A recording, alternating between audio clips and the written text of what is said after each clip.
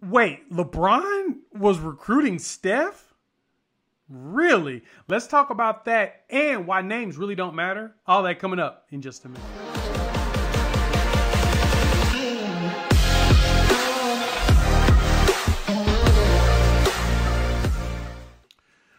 What's good, everybody? It's your boy Jay here with Unfair Sports, where we take a pensive approach to the sports conversation. And today we want to talk about LeBron recruiting and why names really do not matter.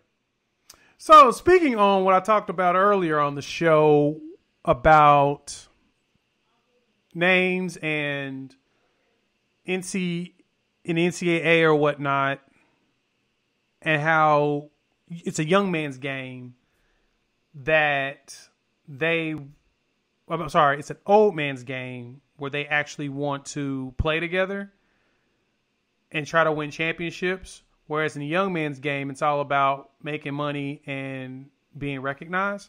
Because if you truly think about it, all these players in the NBA is moving around. It's when they're older.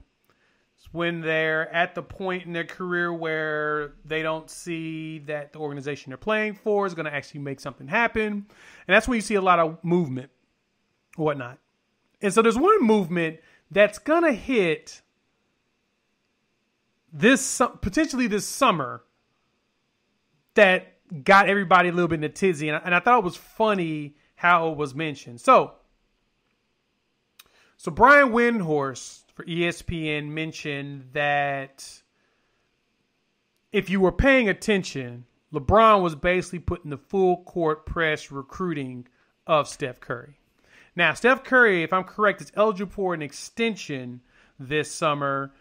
And at this point, he can probably get out of his deal and move on somewhere else. And it was funny how Windhorst mentioned it. And he's like, at the All-Star game, they're playing together. Yeah, LeBron was definitely trying to recruit Steph. I mean, he was just lauding him and he was just in awe of his game. Because at the end of next season, Steph is an unrestricted free agent. So he's eligible for an extension this summer, going into next year, which will be his final year. And if LeBron was successful in, convincing him that they should play a couple years together while LeBron prepares to end his career, getting him to LA probably will be a lot easier than getting LeBron up to San Francisco or Oakland or wherever the hell they play at. I thought it was funny how everybody was freaking out about it because if you guys think about it, like I said, in the old man's game, it's all about trying to get yourself a chip or two or three or four or five, at least one. And with Steph going to play in LA at LeBron being, 37 this year? Because he's a year younger than me. He's 6 months younger than me. And Steph Curry being roughly 33, 30, he just turned 33. So, yeah, Steph's now at that age where he's going to have to look at that Golden State roster and ask himself, is this going to give me another chip? Or am I playing for just paychecks? Because that's kind of where we are right now for him. He is at that point. That roster right now is not good. I'm not sure if you guys noticed that. And we have no clue what Klay's going to look like when he comes back. I said this about Kevin when he was coming back, that it probably won't be as big of a deal with his Achilles. But at the same time, we don't know because it is an Achilles injury, which is considered the worst injury you can get as a basketball player. Kevin ain't really playing right now. It ain't his Achilles. It's everything else falling apart. And so that's something you have to fear with Klay, whereas the Achilles may be the opposite leg of the ACL that he tore. His body's going to start falling apart because he's getting old. That's just it. At age, you start falling apart. LeBron James is hurt. We have no clue how long he's truly gone. They said 3 to 5 more weeks. It's because he's 36 and your body don't heal that fast at that age, especially with the miles that he has on it. So it leads me to talking about how y'all need to calm down about these acquisitions in the buyout market. Because this is the thing. Y'all looking at this as if these teams picked up Zach LaVine or honestly, even like Shai Gilgeous-Alexander, someone young, vibrant, a Jamal Murray, players like that probably would make more of an impact long term than the guys that was picked up, like Blake Griffin and LaMarcus Aldridge and Andre Drummond. Now, the Lakers' acquisition of Drummond to me was a bigger deal than than the Brooklyn pickups, because Andre Drummond fills an actual hole they have. Anthony Davis can play the 4 now because he's always wanted to play the 4. He hates playing the 5. Drummond rebounds and plays defense, and he doesn't require the ball to be successful. He is the ultimate garbage man, and you can tell by his persona that he's Gucci with not having to do everything. He is. But everybody else is freaking out that, oh, the rich are getting richer. I saw an article on ESPN about other executives mad and feel like the league needs to change its buyout rules and stuff. And I think that's ridiculous. I really do. Because this happens every buyout season. Every single one of them. We have this exact same thing that goes down. Hell, Deion Waiters left the Heat in a buyout and went and signed with the Lakers, to the point of, because he spent most of the season with the Heat, there was a chance he was going to get a ring from either team regardless who won the championship, because he spent most of the year with the Heat. But we didn't freak out about Deion Waiters going. Nope. Sure did not. But guess what? Everybody flipping out about Aldridge and Griffin going to the Nets. Oh, it's not fair. They're making super teams. Guys, let me go ahead and give you this. It's about 3 things I got to point out on this. First and foremost, how long is Kevin Durant out? Because he seems to be getting a lot of MRIs on the hamstring, and we have no clue truly what's going on there. James Harden's now hurt. He's out with hamstring tightness. And Kyrie Irving never stays healthy. He has been out 3 of the last 5 playoff runs on teams he's been on since 2015. 2015 Cavs, he was out. That's why LeBron played in the finals basically by himself, because he ended up getting hurt at the beginning of it, had back tightness, messed up his kneecap. He was done for the entire series, basically. Played 1 game. Played 16. 17, 18, you can't do much whenever you're playing against Kevin Durant and that loaded team. But then he went to Boston. Played in the playoffs once, didn't make it the first year there because he was hurt, and they went to the Eastern Conference Finals. He comes back, he plays, but they only make it in the second round. Goes to Brooklyn last year, and guess what? He did not play in the playoffs.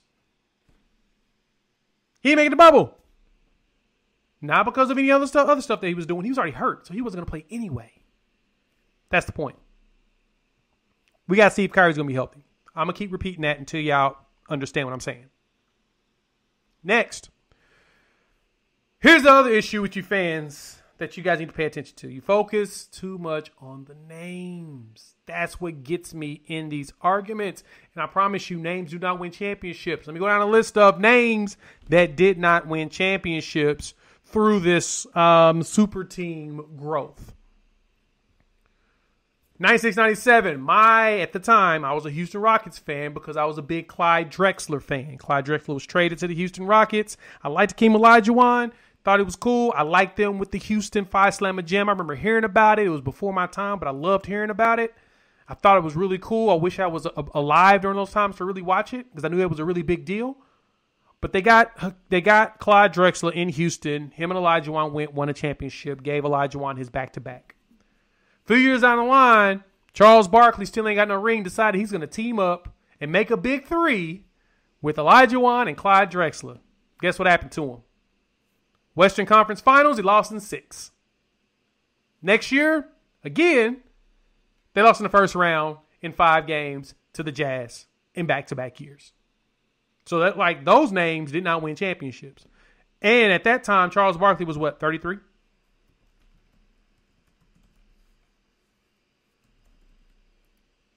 What does that tell you? That names, he went to Houston at the age of 33 and was an all-star that year. Didn't win a championship. 33 years old. Remember that, because Steph Curry is 33 right now. 34, didn't do it. At 35, he made another big 3 with Olajuwon and who else? Scottie Pippen off of his championship with the Bulls, 98-99. They teamed up, and guess what? It still didn't work. Didn't get another championship. That team was eliminated by the Lakers in the first round. Let's continue. Speaking of the Lakers, another team that has a tendency of grabbing buyout players or even older players and trying to bring them a championship. Lakers won 3 championships in a row, 2000, 2001, 2002. Got eliminated by Spurs in 2003. So in 2004, they teamed up with Karl Malone and Gary Payton. Joined Shaq and Kobe. So you're telling me that they were able to get, Hall of Famer Karl Malone. He was 40 years old because he was old. And guess what? They lost in the playoffs too. They lost in the championship to the Detroit Pistons. 4-1. Another time the Lakers we thought were going to have a super team. 2012, 2013. We had Kobe, Steve Nash, Dwight Howard. All getting traded up there. And remember the headlines? Oh, man, everyone was like, oh, yeah, we're going to win the chip. It's over. It's done. I remember this was when Twitter was blowing up. This was back in the early years of Twitter, or within the first 5 years when people were really getting down and enjoying Twitter and, actually enjoying it. First, 6 years. And then what happened? They lost in the first round to the Spurs. My point is that every year that the buyout market goes down, y'all really think that it's going to truly make a difference on some of these teams when it's not. It's always the best player in the league at the time. That's healthy is going to win the chip. Kawhi Leonard won it in 19 because he was healthy on a championship team. LeBron's won it last year. He was healthy on a championship team. Before that, Golden State and all of them was healthy. Hell, they were losing. One year, Golden State was losing to the Spurs. They were down 20-something points. Then when Kawhi Leonard got hurt, before he started having these quad issues, they ended up coming back and winning and blowing out the series. But if Kawhi didn't get hurt, I bet San Antonio wins that series. Mark my words on that. Woulda, shoulda, coulda, all of that jazz. Hindsight 50-50. But my point is that y'all need to stop emphasizing names and stop caring about names so much. Because to be honest, it don't matter if they can't produce on the court. And I'm telling you right now, I'm gonna keep saying this until they prove me wrong. I need to see the Heat, the Brooklyn Nets healthy first before I can say they can win anything. Because as of right now, with James Harden now down to go along with Kevin Durant, as well as I'm not even sure if Kyrie's even really playing or not, or how long he's gonna play. There's no guarantee that LaMarcus Aldridge and Blake Griffin can lead that team of misfits to a championship without those 3 guys. And I'll put all the money on the line on that. I'll put my year's salary down that Blake Griffin and LaMarcus Aldridge can't win a championship without James Harden, Kevin Durant, and Kyrie Irving. Bet that.